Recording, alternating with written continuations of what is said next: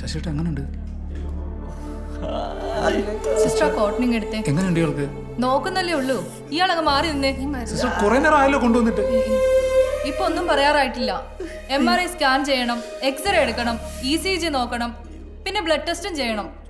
ഇതുവരെ നോക്കാൻ ഡോക്ടേഴ്സ് ഒന്നും വന്നില്ലല്ലോ. ഇവിടെ ഇതൊക്കെ ഞങ്ങൾ സ്ഥിരം കാണുന്നതാ. എന്താ ചെയ്യേണ്ടതെന്ന് ഞങ്ങൾക്ക് അറിയാം. ആ അത് ശരി. സ്കാനിങ്ങും ടെസ്റ്റുകളും ഒക്കെ ഇവിടെ തീരുമാനിക്കുന്നത് നിങ്ങൾ നേഴ്സുമാരാണല്ലേ? ആക്സിഡന്റ് പറ്റി വഴിയിൽ കിടന്ന ഇയാളെ ഇവിടെ എത്തിച്ചതേ ഞങ്ങൾ കുറച്ച് നാട്ടുകാരാ. ഇയാൾക്ക് എന്തെങ്കിലും സംഭവിച്ചാ ആര് സമാധാനം പറയും? അഹങ്കാരികളായ കുറെ നേഴ്സുമാർ.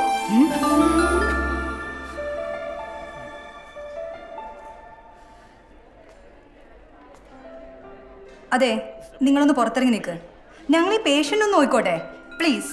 ഇതൊക്കെ ചെയ്യേണ്ടതേ ഡോക്ടറല്ലേ? എവിടെ ഡോക്ടർ? ഡോക്ടർ വിളി. ഇത് ഇവിടെ കിടന്ന് ഒച്ചയും ബഹളമൊന്നും ഉണ്ടാക്കാൻ പറ്റില്ല. വേറെ പേഷ്യൻസ് ഉള്ളതാ. താങ്കൾ പുറത്തേക്ക് ഇറങ്ങിയെന്നേ. എന്നെ പുറത്താക്കാൻ നോക്കല്ലേ. കൂടുതൽ വേഷം കണ്ട് എടുത്തോ ഞാൻ നാട്ടുകാരെ കൂട്ടും. മനസ്സിലായോ? പിന്നെ താനത് ചെയ്യും, എന്നിട്ടാവാൻ ബാക്കി. അത് മാത്രമല്ല, എല്ലാ ചാനലുകാരെ ഞാൻ ഇവിടെ വിളിച്ചു കയറ്റും. ആശുപത്രി എന്ന ബോർഡും വെച്ച് നിങ്ങൾ ഇവിടെ ചെയ്യുന്ന എല്ലാ കൊള്ളരുതായ്മയും ഈ ലോകം മൊത്തം അറിയട്ടെ. താൻ പേടിപ്പിക്കല്ലേ. എക്സ്ക്യൂസ് മീ, ഒരു മിനിറ്റ് ഒന്ന് വന്നേ.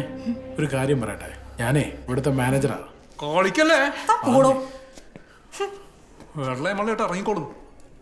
എന്ത് പ്രശ്നം ഉണ്ടെങ്കിലും നമുക്ക് തീർക്കാന്നേ. ആ ഇതേ ഡോക്ടർ എത്തിയല്ലോ. ആ ചെല്ലേ. ശരി. പിന്നെ എന്റെ പൊന്നു സാറേ, ആളുകളോട് പെരുമാറാൻ അറിയാത്ത ഇതുപോലുള്ളവന്മാരെ നിങ്ങളുടെ ഈ ഹോസ്പിറ്റലിൽ വെച്ചാ ഈ ഹോസ്പിറ്റൽ പൂട്ടിപ്പോ. വായട്ടാ താഴെ വെയിറ്റ് ചെയ്യും.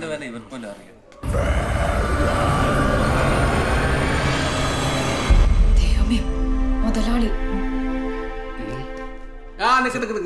സർ, അത് ഡോക്ടർ. അതൊക്കെ അവിടെ നടന്നോളൂ. നീ കൊള്ളാലോടി ഉണ്ടക്കണ്ണി. എന്തായിരുന്നു ഷോ? നീ ഇത് പൂട്ടിക്കും അല്ലേടി? സർ അത് ഏയ് പൂട്ടിക്കണം. ഞാൻ CCTV-യിൽ കണ്ടു നിന്റെ പെർഫോമൻസ്. പൂട്ടിച്ചിട്ട് എന്നെ കൊണ്ട് പിച്ചപ്പാള എടുപ്പിക്കണം. എന്നിട്ട് ഞാൻ നിന്റെ അച്ഛനെ പോലെ കണ്ട പൂവും കായൊക്കെ പറിച്ച് ഇങ്ങനെ ആട്ടി ആട്ടി ഒതുങ്ങി ജീവിക്കണം. അതാണോ മോക്ക് വേണ്ടത്? എടി കൊച്ചേ, അതിനെ ഈ പുഷ്കര മുതലാളിയെ കിട്ടില്ല. ഇതേ ജോർജ് കുട്ടി ഇറക്കി ചെയ്യുന്ന പരിപാടിയാ. പറ്റില്ലെങ്കിൽ നിർത്തി പോയിക്കോ. എടാ ഉണ്ണാക്ക, നീ എവിടുത്തെ മാനേജറാടാ? ആ ഞാവാലി ചെറുക്കൻ പറഞ്ഞു കേട്ടില്ലേ? പുഷ്കരന്റെ ആശുപത്രി പൂട്ടിക്കും പോലും നീ ഒക്കെ അത് നോക്കി ഇന്നലോടാ. എവിടെടാ ചെറുക്കൻ? വെയിറ്റിംഗ് റൂമിലിരിപ്പുണ്ട്. ഞാൻ ഡീൽ ചെയ്തോളൂ സാർ. ഡീലിങ്സ്. അപ്പൊ മോളെ, നീ ജോലിയിൽ നിൽക്കുന്നോ അതോ ഇത് പൂട്ടിച്ചിട്ടേ പോവുള്ളോ? പറ്റില്ലെങ്കിൽ നിർത്തി പൊക്കോടി. എന്താടി നോക്കുന്നേ? ഹെഡ് നഴ്സേ, നീ നേരത്തെ പറഞ്ഞില്ലേ എക്സ്റേയും സ്കാനും ECG-യും എല്ലാം എടുപ്പിച്ചിട്ട് വിട്ടാ മതി. ശരി. പോകോ. നീ ഒന്ന് ഇങ്ങോട്ട് വന്നേ. അവന്റെ ഷർട്ടും ഷൂസും സ്വർണവാച്ചും മാലയും നിനക്കെന്താ ലോട്ടറി അടിച്ചോ? പറയടാ.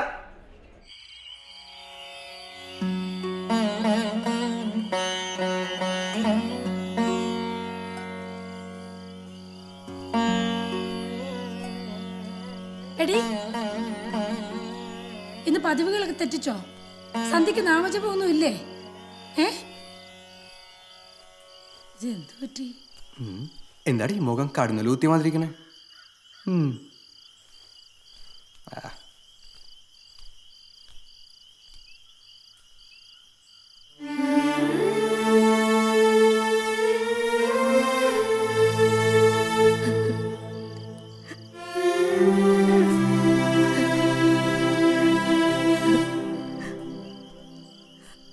മോളെ,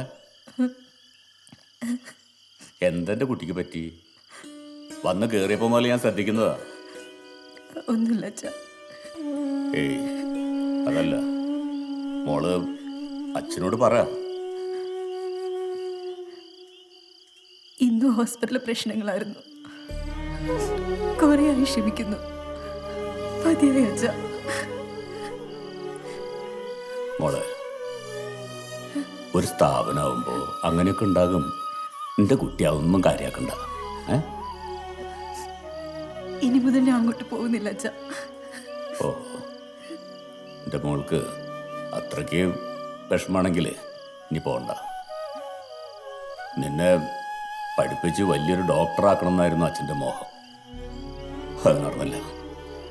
മോൾക്ക് ഈ ആനന്ദി എന്നുള്ള പേരിടാൻ തന്നെ കാരണം അച്ഛൻ്റെ ആ മോഹമായിരുന്നു.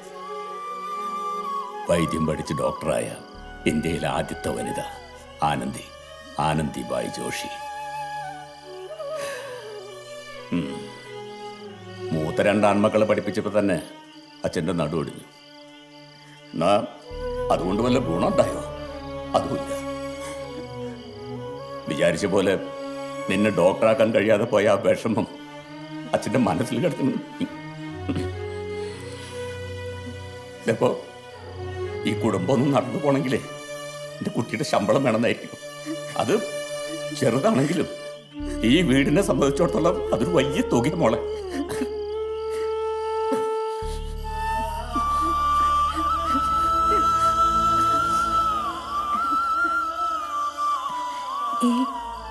എനിക്ക് വിഷമമൊന്നുമില്ല അച്ഛാ. ഞാൻ പോവാതിരിക്കാനോ? നല്ല കാര്യായി. അച്ഛൻ്റെ ആനന്ദിബായി ജോഷി നാളെയോ ഹോസ്പിറ്റലിൽ പോകും.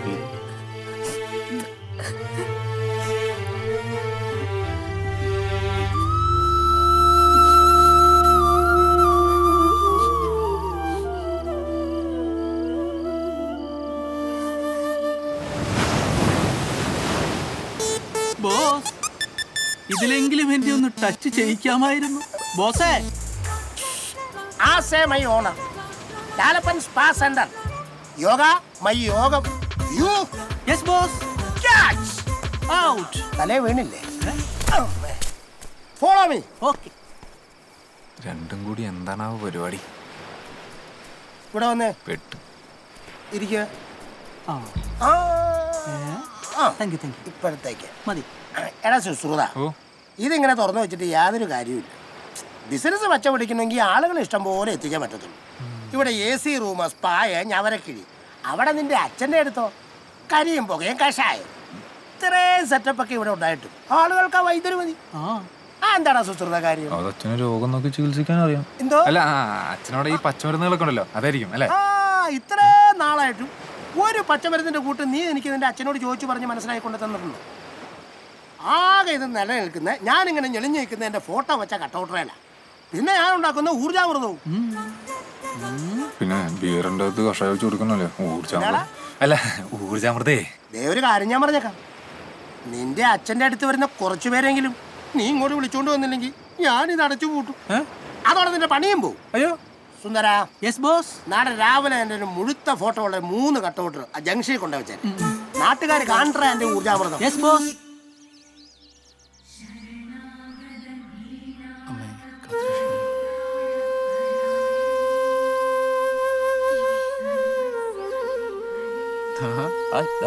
ഹരിയോ? രണ്ടാളും ഉണ്ടല്ലോ. ഹരി ഇന്നിവിടെ വരാറുണ്ടോ?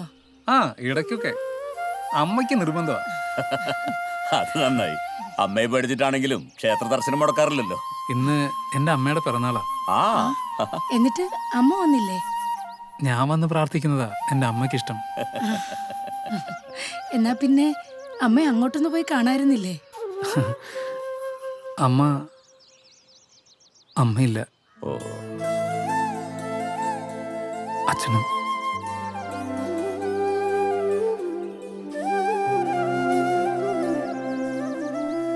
ആ മോളാ ആനന്ദി. ഇന്ന് മോളുടെയും പിറന്നാളാ.